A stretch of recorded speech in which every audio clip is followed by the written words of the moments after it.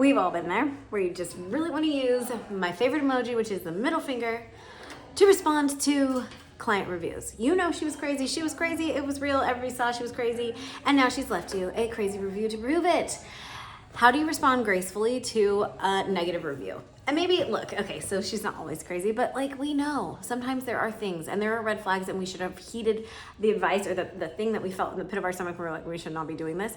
But like, it happens. And then of course there's other things where like people seem really normal and they just don't give you that great of a review, right? Reviews are a huge part, and if they're not a huge part of your business, like they are a huge part of my business here in the salon. And of course it's something that we coach to a lot inside of my programs, but it's like, you're gonna get some bad ones. And it's okay. It's freaking fine. Really, it's fine, I promise. What's not good though is when we don't respond to them, number one. And number two, when we respond in a way that like engages the conversation. So if someone is ever unhappy, the number one thing that I suggest that you do if they go to leave a review first, like if they've contacted you, and I'll have to tell you a story in another video about a crazy client and a couple of things that we've had with like, yeah, I'm gonna tell you some of those stories in a different video, because crazy clients that I had them sign like agreements that they wouldn't talk disparaging about us if they were gonna get money back and like these sort of things, because they were like nut job kind of people and we just knew what they were up to. And I think honestly, I think it was their shtick, and they would go to salons to get their hair for free. Literally, I think that. So that's that will happen later. We'll have to talk about that. You have to remind me to come back and tell you about that.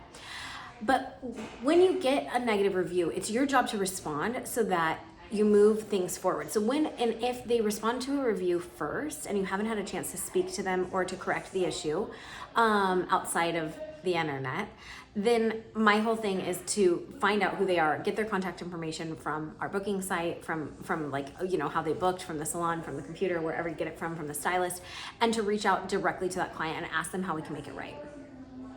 And that's what I would say. I would say, I'm so sorry that this happened. Please let me know how I can make this right. I don't come with my own solution. I usually have one in my back pocket because they may not have one. But it's like, how can I make this right? And we do want to make it right for them.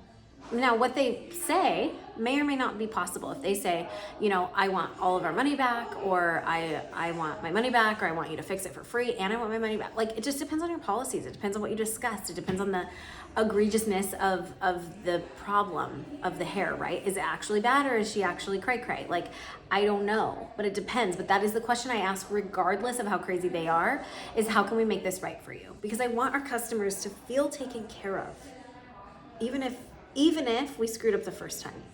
Like, it is possible, right?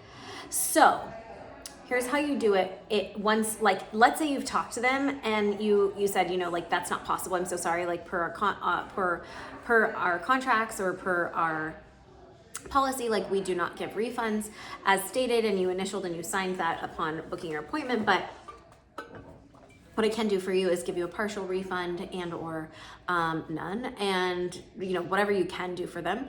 I'm offering you to come in and get like a Malibu treatment, a color remover. We can work on that. We can recut your hair. We can, I don't know, right? Like, there's so many things like in terms of adjustments that could happen. So you offer that when they ask for something. I'm so sorry we can't do that, but here's what we can do. And then you hope that that fixes the problem, right?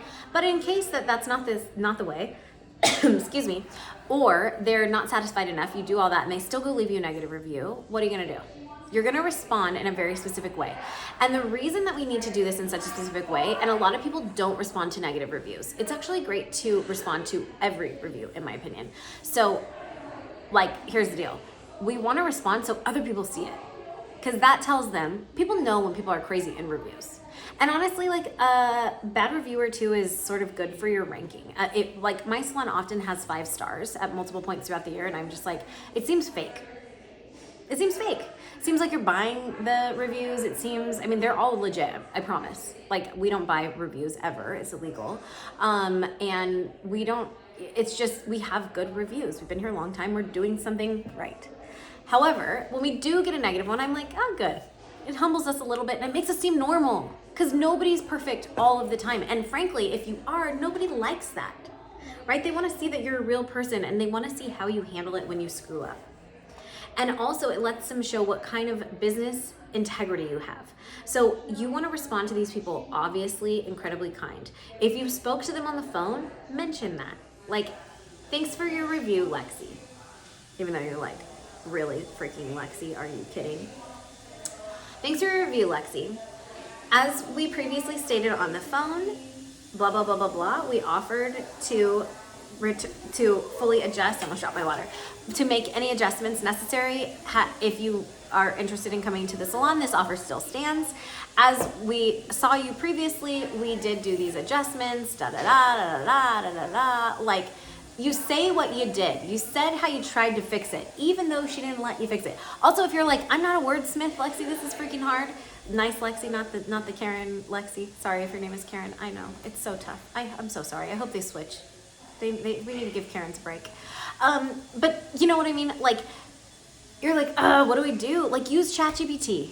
Say, this is what I want to say to this person. How can I say it in the nicest way possible? This is what I offered her. She didn't let us do that. How can I make this look good for future clients that read these reviews later on? Literally just have ChatGPT write it for you and then post, bless and release.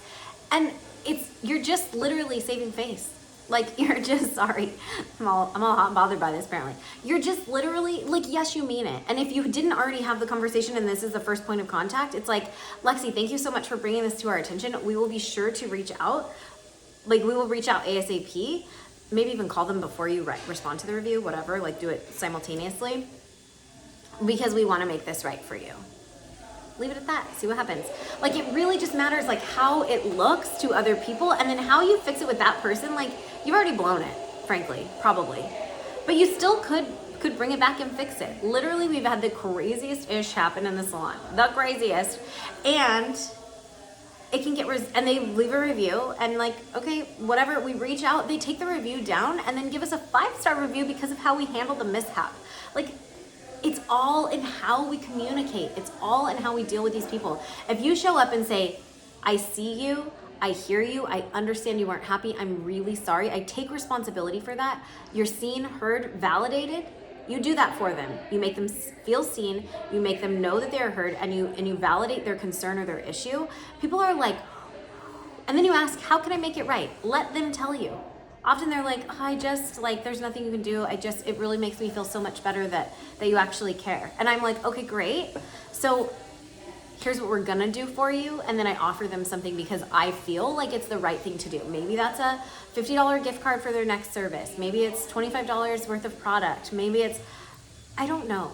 Maybe it's like I Venmo or I send like a digital Starbucks gift card for sorry for your trouble. Like, something, right? It's all in how you deal. Seen, heard, validated, and then you show up with a solution. It may not be the solution that they want. Of course, they want their hair right from the jump, right? You can't go back in time. If you figure that out, please let me know. But like, there's only so much we can do. But you should do all of it. And then if they respond terrible on Google, Yelp, etc., Bing, wherever they're gonna leave you a review, your booking app, whatever, let them. But you respond in the nicest, most kind, caring customer service way possible, while standing your ground that they're not gonna walk all over you, right? That's the biggest thing here, is that they're not gonna walk all over you, but you acknowledge, again, seen, heard, validated, and a solution is offered. And it's up to them what they do, because people can see through that BS. If you're looking at this and they're like, oh, the chair was squeaky, whatever, it's like, okay. Like, crazy people contradict themselves in reviews all the time. You see it. Right? You read reviews when you're going somewhere new. Probably I do. You know, you can be like, all right, that person was like on one that day. You know, okay? All right, that is where we're gonna leave this video. I hope you will continue watching the other ones. If you haven't downloaded and watched the free masterclass that I have for you, the foundations to your $1 million salon, like, what are you waiting for? What are you waiting for? I'm Lexi Lomax, salon business coach and host of the 10-Minute Beauty Business Podcast, and I made that for you. I made that for you because I know you need it. I've been doing this a long time. Okay, watch the rest of these videos, grab the masterclass. I'll talk to you soon.